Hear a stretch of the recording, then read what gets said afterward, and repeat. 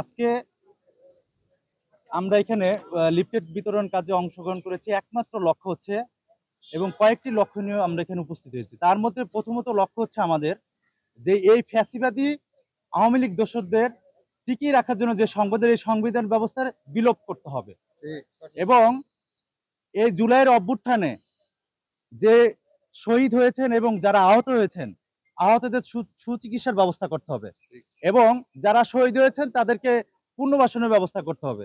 তাদের ক্ষতিপূরণ দাবি করছি এবং এই আওয়ামী দোসরদের শুধু উৎখাতই নয়, এই 53 বছরে যে বৈষম্য, শোষণ এবং যে নির্যাতনের শিকার আমরা এই রাষ্ট্রীয় জনগণ হচ্ছে, এর বিরুদ্ধে আমরা কথা বলতে চাই। এর বিরুদ্ধে আমরা নতুন একটা সংবিধান প্রণয়ন করতে চাই, যেখানে কোনো বৈষম্য থাকবে না, যেখানে সকল মানুষ তাদের ন্যায্য অধিকার ফিরে পাবে, ভোটাধিকার ফিরে পাবে, তারা তাদের মানবিক চাহিদা অধিকার ফিরে পাবে।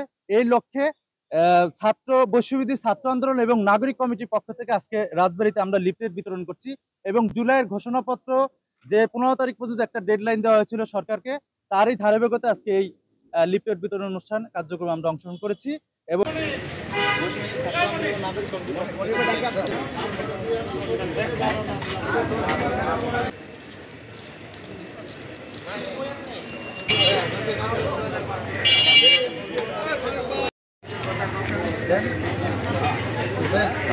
নাগরিক কমিটির পক্ষ থেকে জুলাই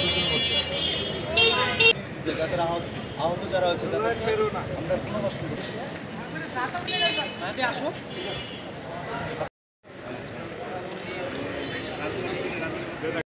তাদের যারা স্বীকৃতি দেওয়া হয় রাষ্ট্রীয়ভাবে। বসেন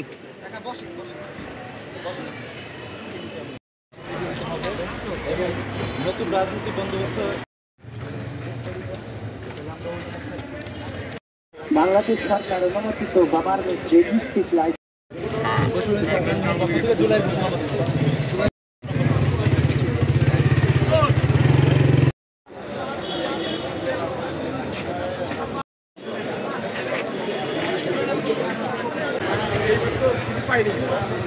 আসসালামু আলাইকুম।